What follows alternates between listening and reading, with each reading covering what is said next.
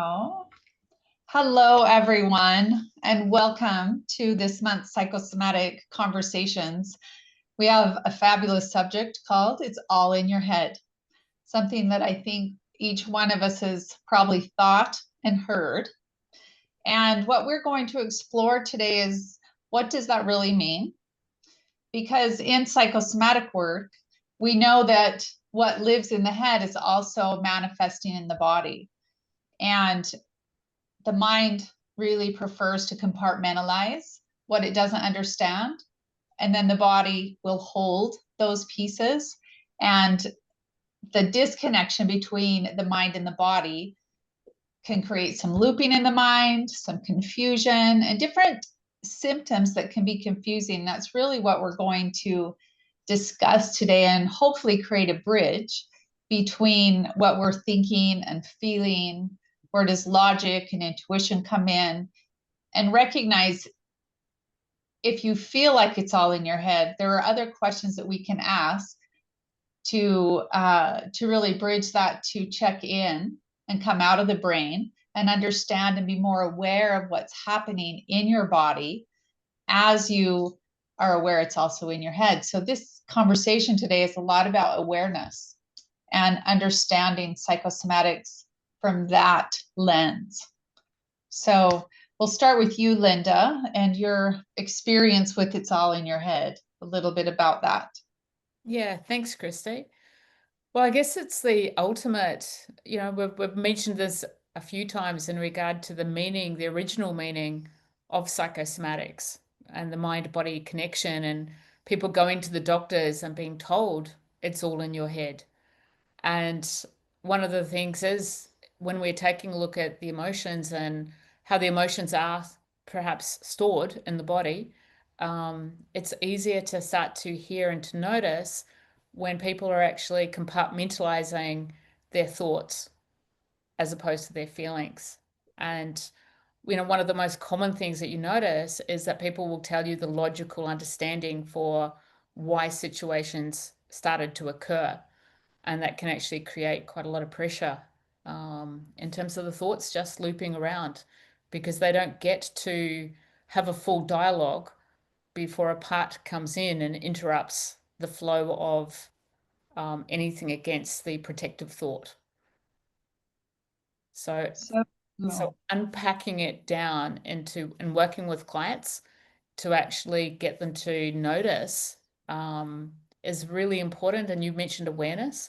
I think awareness is perhaps the very first thing that is the most significant part of the psychosomatic process, because without noticing it, it doesn't really come into the conscious mind. It's basically still in the unconscious mindset. And we need to start bringing things to conscious awareness for the conscious change to take place. So true. Thank you, Linda. And Sean, welcome to the discussion. Thank you. And it's fascinating to be in the same room with Linda today. I find this topic to be quite a key for individuals in reclaiming their ability to be able to progress, to move through what is occurring in life in order to see what's on the other side of the circumstances or situations. It's also a really beautiful key in comprehending where we are as individuals, what is our hurdle, and our willingness or ability to be able to experience life on the other side. And when I say life on the other side, I mean on the other side of whatever is blocking us or whatever our system is trying to protect us from, excessively protect us from, or be able to easily walk through a situation that some may experience as threatening or excessively intense or something that may be overpowering us, or we're unable to find the resource to be able to match it or meet it. Mm. So all of those limitations are then at work or at play within our body, and we can feel the effect physically, emotionally, and mentally. And sometimes those things gang up on us and therefore create the inability or the disempowerment rather than the progression of what needs to happen to let life in and let life through. Mm. Thank you, Sean. It brings me to a question of why do we compartmentalize? Because compartmentalization most often comes from our upbringing of safety within an environment, and to bring awareness to that piece in and of itself, that the brain's need for safety and order is very important.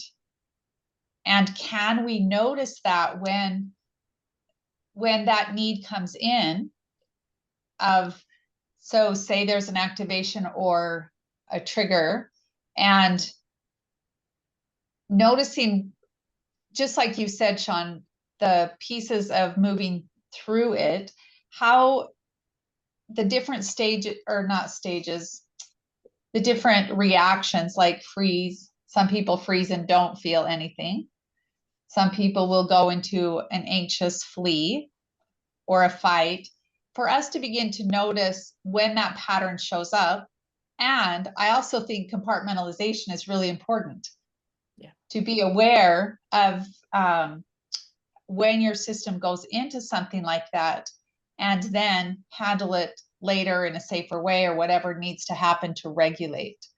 So I'm curious, and Linda, we'll start with you again.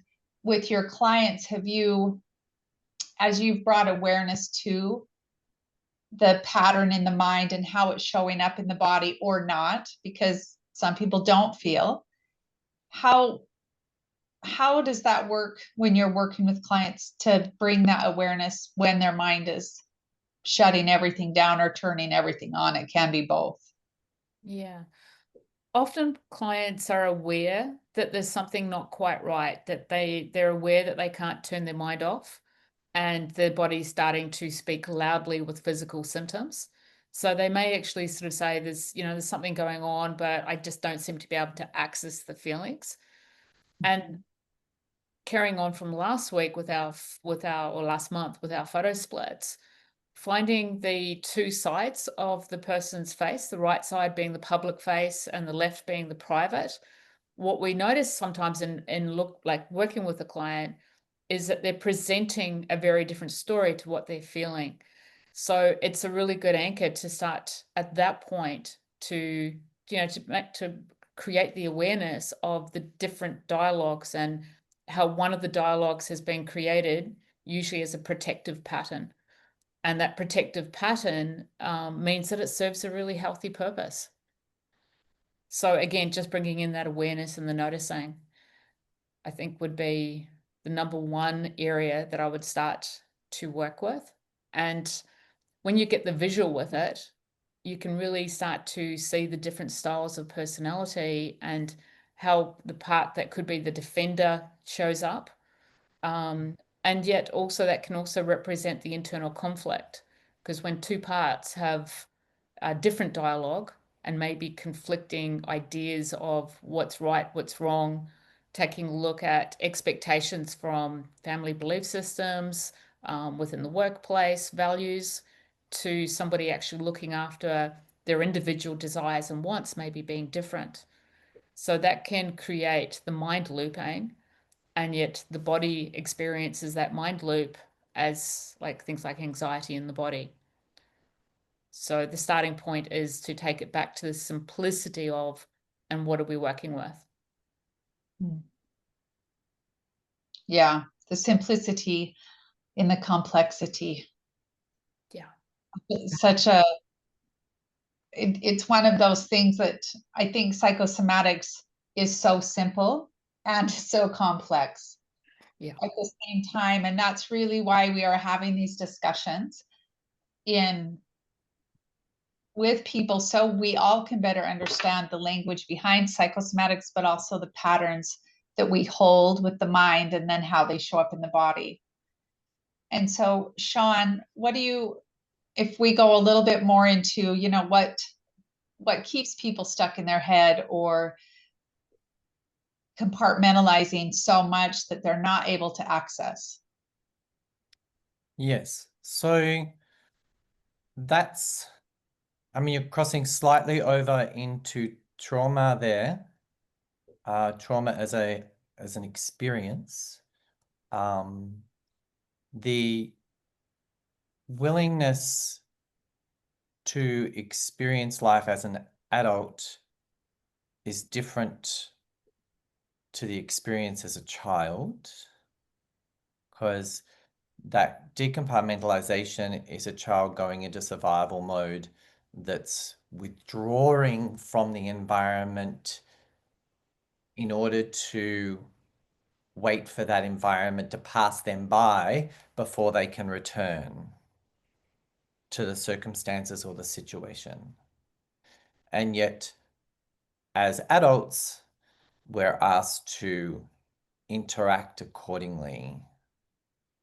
And if we have, some people are really good at managing various situations simultaneously relative to the depth of trauma or capacity. Some people may feel bewildered by just one situation.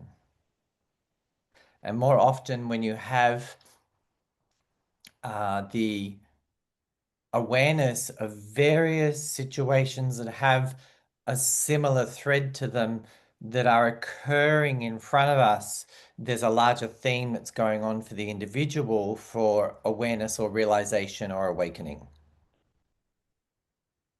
And that's where you have evolution, that's where you have growth, that's where you are asked to, what I call, upgrade your systems. Yeah, where there's something in me that is no longer serving me and I need to approach a situation incredibly differently. Yeah. We need to let life happen, or life can't show me who I am. That doesn't mean that I'm putting myself in front of a life-threatening situation. Sometimes it may feel like that, but that's about protecting the body, but allowing the circumstance to unravel before us so I can see what my role is in this, both from me and with others. Life is in front of me for me to be able to experience more of myself and more of myself and more of myself. And when we come to a halt, we don't feel like ourselves. And therefore we're unable, that's when we know that we're in the situation that I'm unable to access me. And that's when I need to work out how to get more on my side rather than life outside of me, their side. Yeah, and it makes me think, as you both are talking, we all come from a family system, a cultural group of people. And for me personally, how often through the years and even still today, sometimes when a situation comes up, my awareness of we don't do that, or we shouldn't feel that way, we meaning my family, my tribe.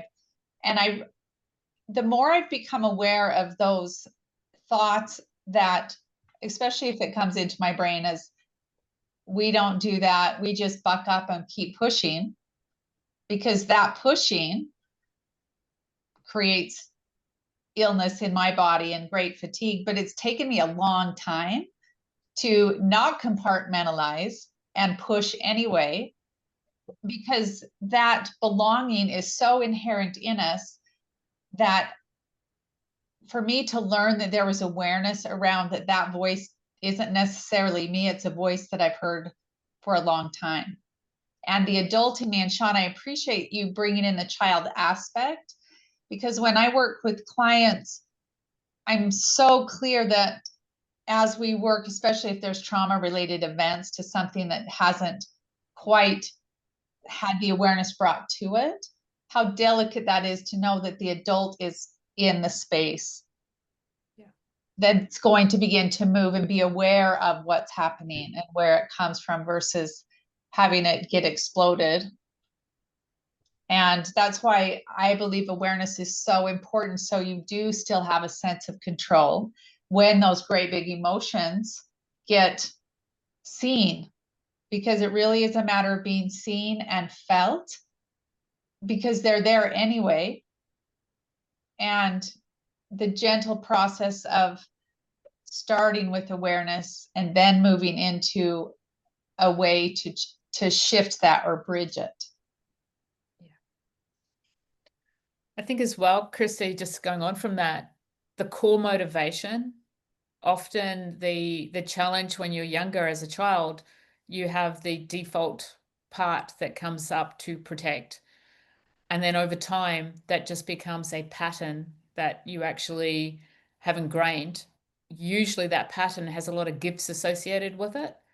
And because it's gift-based, you can actually forget the fact that that gift also comes with lots of challenges if you don't understand the motivating factor to why it's there in the first place. And even though the timeline has changed, still sometimes the feelings are still unresolved from something that was occurring when you were younger. And even the thought of addressing and what would happen if you didn't do this behavior, and taking, just being aware of that space of how that turmoil would show up in the body.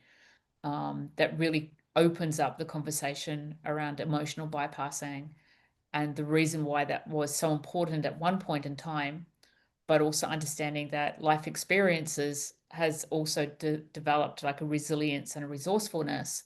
So it may not even be a pattern, but it's a fear of something that was that occurred at a much younger age. When we become stifled, it creates what I call an immature point of origin, where we haven't fully experienced the entire loop of necessary emotion. So it's really looking at when I'm able to encourage the full experience of how something is affecting me or moving me, then I come to a new point of clarity. But if I stifle it or stop it from fully occurring, then my brain doesn't receive the reason or understanding of the sensation. So then it goes into protection mode because it doesn't understand what happened or why this is occurring.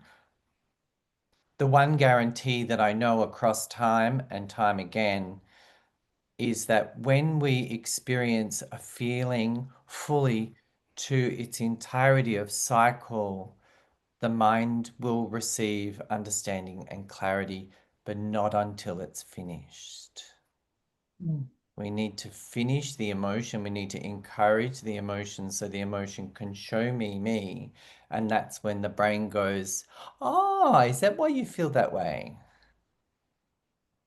It's a guarantee every time.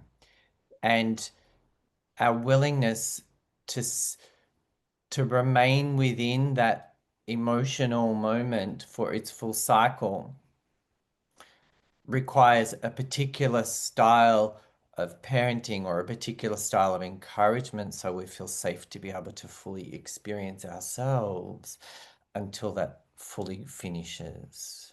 And that's when the brain sees me as somebody that has progressed, or sees me as somebody that's integrated, or sees me as a new version of myself, a stronger version of myself, because of the depth in which it's been revealed.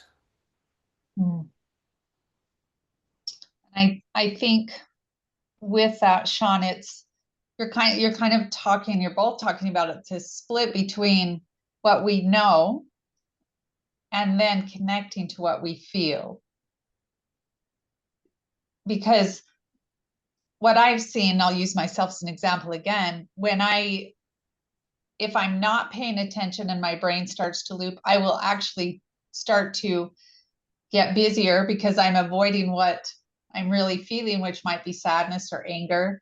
And it's the recognition when I think I know what it is, and yet my mind is moving faster, or I'm doing more. There really isn't a knowing in my heart yet. I haven't felt it, and I haven't allowed the expression through. And as we are here teaching how to create a bridge, for me, that bridge is to literally shut everything off and sit with myself for a minute, or to go outside to pay attention to what wants to run so quickly and keep moving. Because for too many years, I kept moving. And when I first did psychosomatics, I thought I was in great shape because I had literally been doing so much. And the right side of my face was so square. And as you can see, I do not have a square face. But the right side was so square because my doing helped me feel like I was in control. And I had been ignoring what I was feeling. And that knowing and feeling, there can be a huge split between the two. Yeah. I find, Christy, that I've been seeing quite a few clients recently, and that theme seems to be coming through quite strongly. And quite often there's a big difference between, in childhood, being not loved versus some area of their body feeling neglected. And sometimes that situation doesn't occur from any other reason other than you've got a pressured family situation where somebody could be ill within the family. And so the attention needs to go on the person who's unwell. And at a logical space, everyone's okay with that because everyone understands that that's okay. But it doesn't always mean that the body's needs are met, that the individual that maybe is missing out on some of the attention, that they're still missing out on the attention. And so what I see age forward, a couple of decades, is the attitude of always being responsible, always being the one that carries the understanding, the logical, practical understanding, but actually not tapping into and what was the child's feelings. And it's really difficult to access the child's feelings when there's a part, well, of course I was okay with that, but it's actually the logical, practical part that keeps them from actually accessing how the child would have felt, how the child would have experienced that. And that pattern can create a lot of expectations on who you also need to be for everybody else in your world when you come from a pattern of having to put yourself in second place or be there for other people's needs. And of course, that shows up in the body with physical sensations, which we're going to be talking more next month about the psychosomatic conditions and symptoms that show up on the body. But usually by the time people come to people like us, there can be those physical sensations in the body, pain, discomfort, illness that shows up as a result of, just pushing away the body's messages as they come, because you've got expectations of who you need to be. Yeah, the ability or inability of a child in an environment that is 100% supported, encouraged, embraced, acknowledged, so they return to a regulated sense of self. That regulated sense of self is when we feel like ourselves again. And when we experience the self as ourselves, then life feels possible. And when the improbability of life is at play,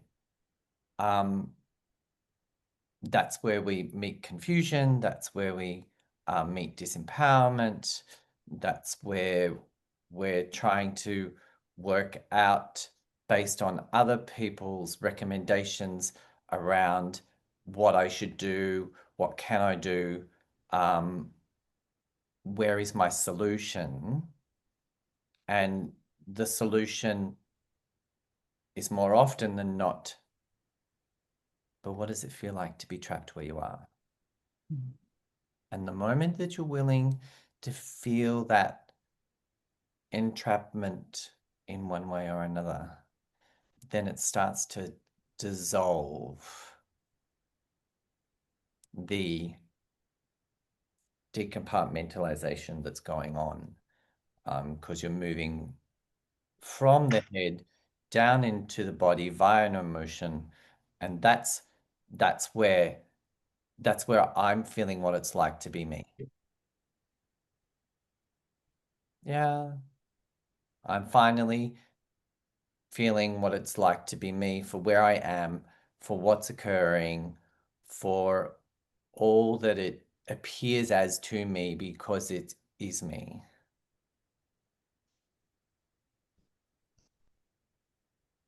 Yeah, at any given point, all of us have had moments where somebody has stepped before us and just held us, which relieved us of duty. And when we relieve that duty, it's like the soul or the spirit returns. The signature of who I am can rise again. It's safe to do so. And it's learning how to perform that internally for ourselves. At times we do need others to hold that space for us to remember that space. Yeah, it's when I work with clients, how I see that, Sean, is welcoming all the parts. All the parts of us that were fractured, because we're human. I don't think anyone goes unscathed at all. I don't believe that. But those fractured parts in the body, when they are witnessed, when they are like seen even in our face or our body, let alone touched and felt, it's how I would describe it is it's like someone coming up for air after being underwater too long. And it's like a, and then the emotion moves and the body settles. The dangerous part is if we wait too long to allow ourselves to come up for air and feel what we have pushed down mentally, because we know it's there, but it doesn't belong anywhere else. That's dangerous, because it starts to solidify and become weighted. The longer we wait, it's really what starts to make people sick, because there's nowhere for that energy to go. And the brain keeps trying to keep it contained, and it is contained until it's not. And then and when it's not, sometimes can be a massive explosion or an implosion, can be a stroke, can be getting an injury that puts you on your back for 3 months, because the intelligence in our body will let us know that it's not in balance, and the mind has to let go in some way. And there's quite a bit of research finally coming out now to support that it matters to process through what has created us and all the parts, so we become more whole. And like you both are saying, to get to know the parts of us, and I believe make room for all of them, because there's so many different aspects of our experiences.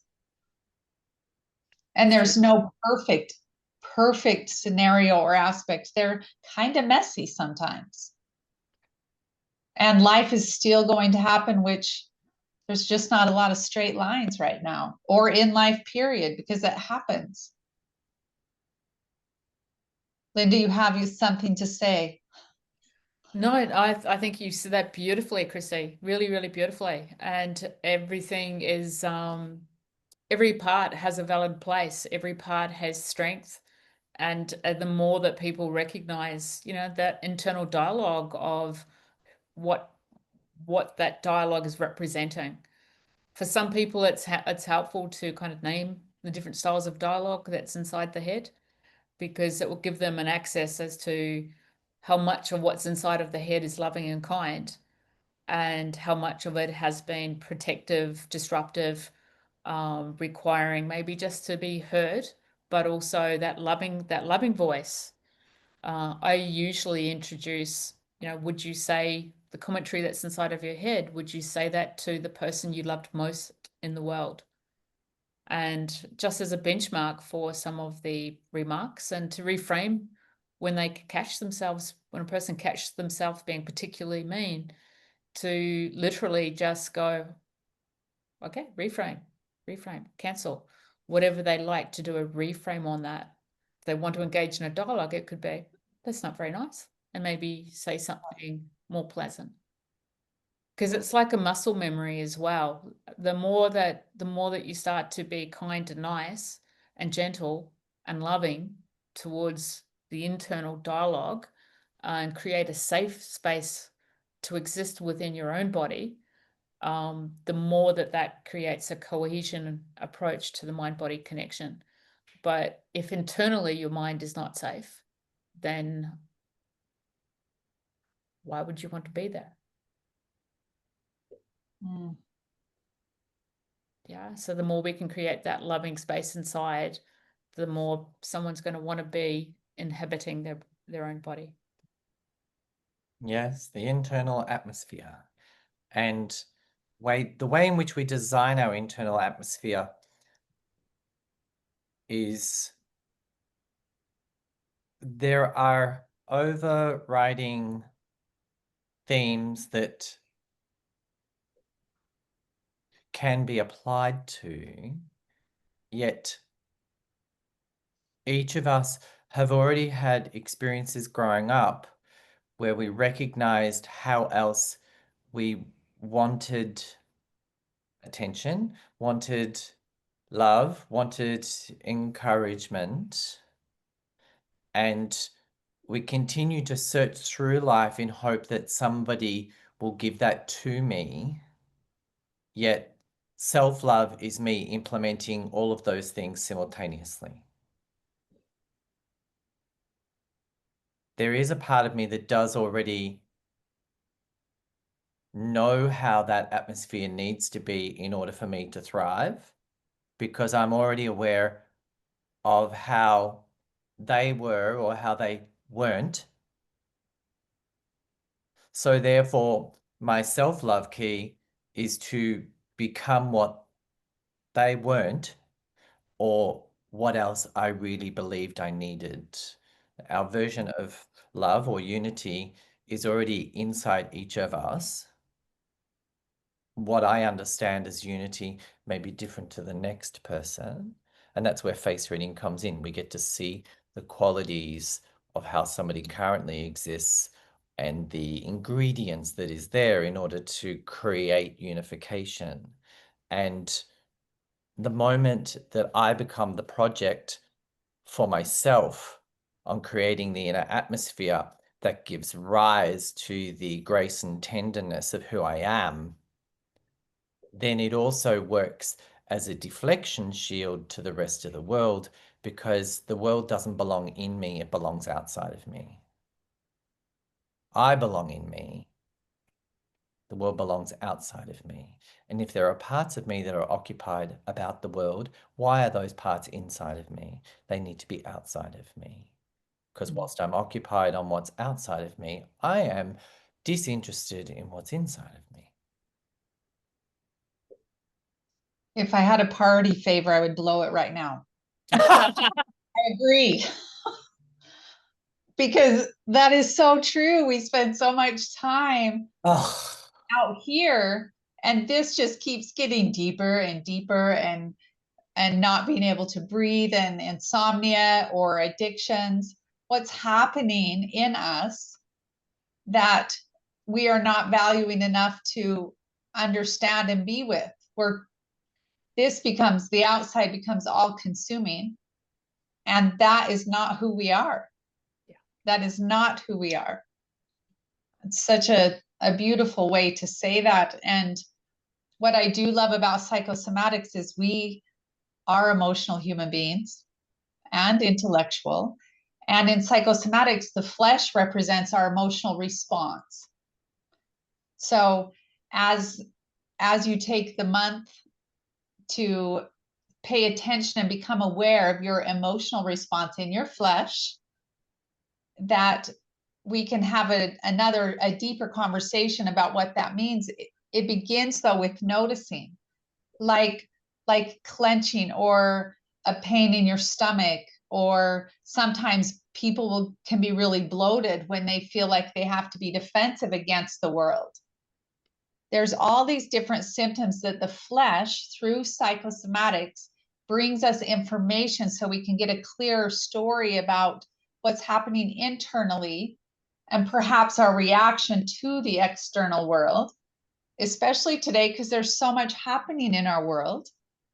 Yeah. What's happening in here as we respond to or react to the outer world. And that's what we really love to see happening with on these calls, is a noticing, and a gentle noticing of your own responses when you get upset, or when you feel sad, or happy, where you notice in the flesh. That is the bridge between the mind and the heart.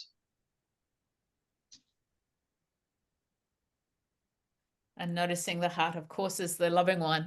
As you're saying that, I was just reminded, Christy, that just of a client recently, and the voice that came in for them was very much the judge, and it was like, oh, no, that's the judge.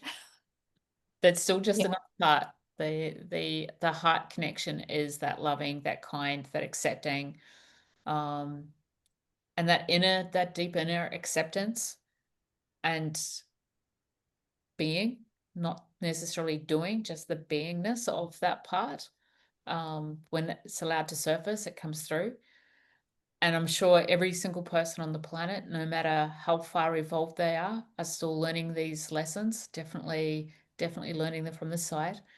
So even though we speak this language, obviously there's still lessons and mirrors to be held, every day in everyday life, because those activation and triggers also become our teachers. And I think that's the beautiful part of this style of work, that it's a work in progress. It's about feeling the experience, not actually avoiding the feeling. It's like how quickly it passes through, and how quickly you come back into balance. The evolution is what is usually behind the triggers. So often something may create a warp in our version of the world, or the version of ourselves, and that warp becomes an attitude, or a way of being, or a deflection shield, rather than us understanding what's the deeper component behind it, and whether that's current or historical. Because if I stub my toe now, it gives me pain immediately. But if I've stubbed my toe many years ago in a particular event that took place, then I've got a double intensity going on. And if I break my toe, I have a triple intensity going on. So it's already showing us the level of recalibration required. And when we talk about recalibration, there's that period of restoration, that period of reclaiming. The restoration is our involvement with the repair of the body in order for the clarity of the place in our body to restore to its natural nature. So if there's residue there, it means that there is also aspects yet to be comprehended or understood. And our availability to cater for, care for, and protect that part until it's resolved is all history based. Yeah, how I care for myself now is superseded many other versions of what I experienced as care. I was unaware of how there are so many aspects to the word care that are essential for full restoration because of the style of the minimized care in which I received as I was growing up, believing that that was care. It was a version of care, which I've now superseded, thankfully. But it's one of those things where it's, if part of me was a nurse, how am I approaching the patient? Yeah, what am I bringing to the table that enables the patient to fully resolve themselves? And resolve is the point of grace, the point of honor, the point of inception, the point of ease, the point of natural enjoyment.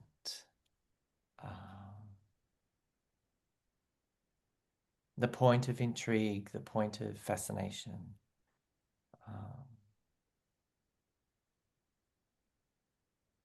Point of gratitude. We can't create those things. We need to find those things. Sometimes we need to relearn them. Sometimes we need to expand on what we currently are learning.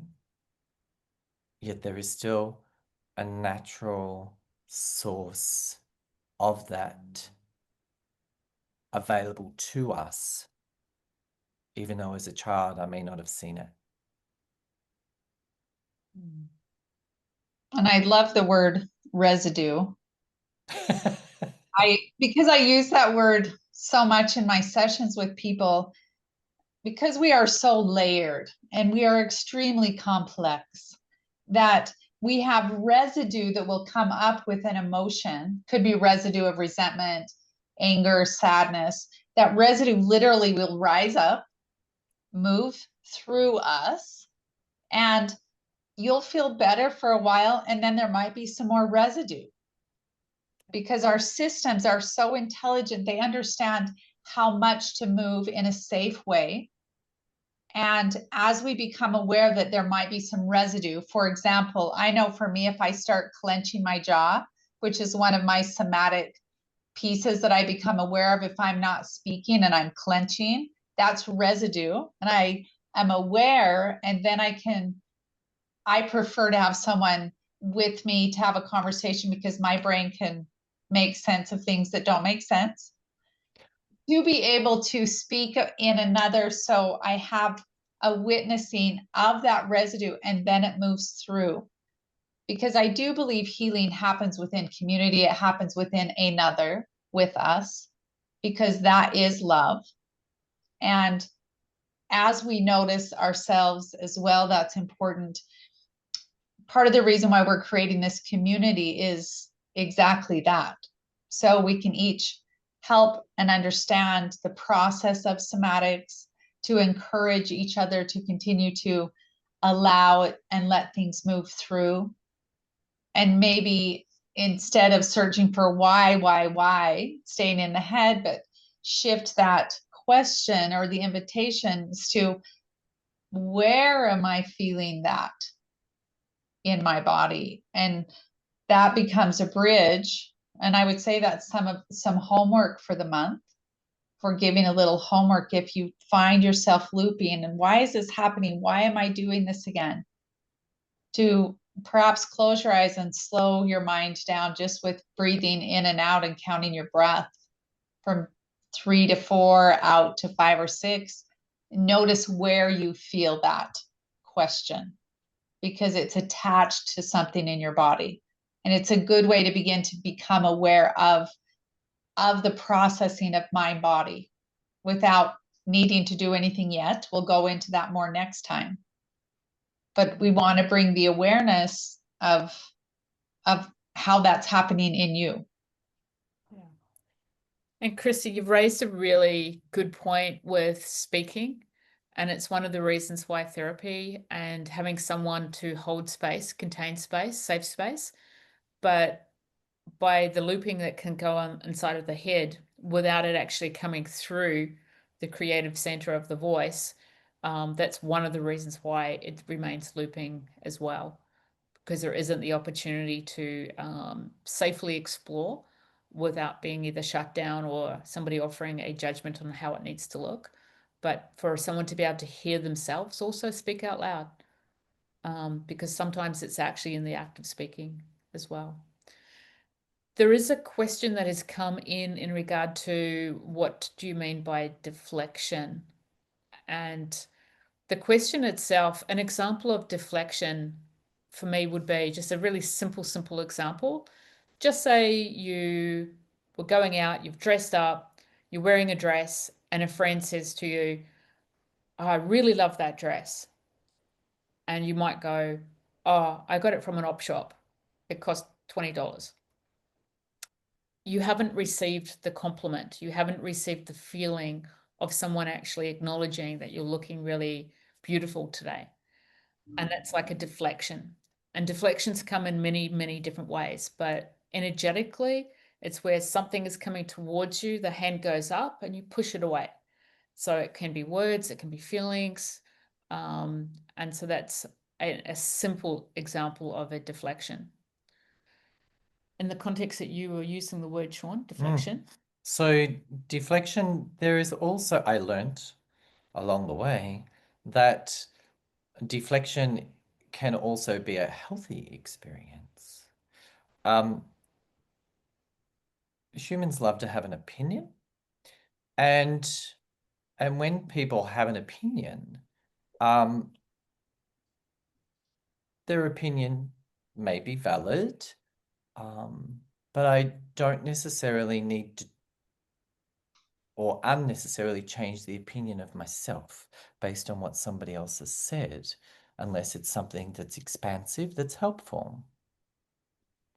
So in those circumstances, a deflection is a very healthy experience, because when something comes in that's inappropriate to who I am, or actually minimizing or unhelpful, then that can just move away, because my healthy version of myself is what's ideal to me as an individual, because that in itself validates who I am.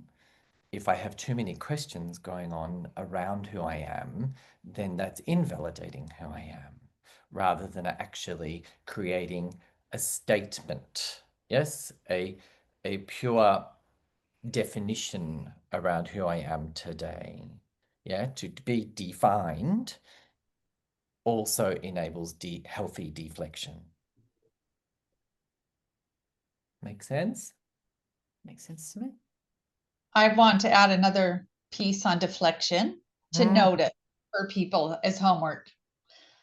Deflection can also be if you're feeling sad, for example, or angry, and Linda, you asked me, Christy, how you doing today? Oh, Linda, I'm really good. How are you? Tell me about da da da da da. Also deflection of for me not fully saying, Linda, I'm having a really hard day. I'm so sad. I don't need Linda to process me. That's not what I'm asking. The practice would be saying how I'm feeling, and that's all, versus deflecting to make it about Linda, for example, or Sean, and not the question she asked me. Or saying I'm busy or I'm fine. That is also a huge piece of deflection. And that is one many people do. I love that when I get that in my office. It makes me laugh because I've done it so many times. People will come in hurting, obviously, or very sad. And we start in it, and then they'll say, enough about me, Christy, let's talk about you. Yeah. And that's deflection. And I will say, this is not about me today. Let's go back to you. And then that's usually where the tears come, because that's a patterning as well, to manage what's being felt and not feel it, and then put my mind on someone else. Yeah. And that's so common.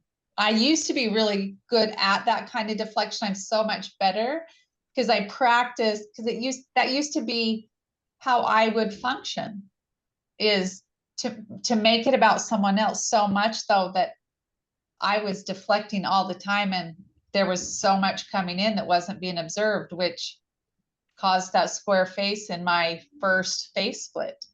Yeah. And it's a powerful thing to notice. Notice and sometimes gently call out. As you're speaking, Christy, I'm reminded of one of my family members, a young family member, and he often will ring up and he'll sort of ask how I am. I'll ask him firstly how he is, and he very quickly goes, "Oh, what have you been up to, Auntie?" And I gently sort of say, "Nice deflection there. Now let's go back to you." Yep. Yeah. Yeah, our willingness to feel all that is there because it's there. Yeah. Or our reason to, there are so many reasons why we hide things from everybody else, and that's usually a child's response, so others won't hurt, poke, or condone or condemn or put down, or so we hide it all, rather than letting me surface. So over the next month, dear crew, Yes. take time to understand the pulses, the tension, the what resides within you that part of you is avoiding. And if any of you, again, we will ask you for some feedback at the start of the next session. And if you don't want to give it live, then you can share with us and say, hey, can we just make this anonymous? But we would like to start with that around what you've noticed. So please give us some feedback. And if you're watching the recording as well, please feel free to send in, or even just to show up next month. How adaptive are you with discord? And where do you notice it in your body? How do you even sometimes noticing a contraction when there's discord, when there's deflection, to really pay attention to your body? Do you clench your fist? Do you clench your jaw? Sometimes people clench their butts. The emotional response is in the flesh. It is not in your head. So notice, and you can keep mental notes. I think the more that you do notice, the easier it is to shift it, so it doesn't stay long-term in a contraction. Well said. So do we want to do any questions or have questions next time? Next time. Next time. Okay.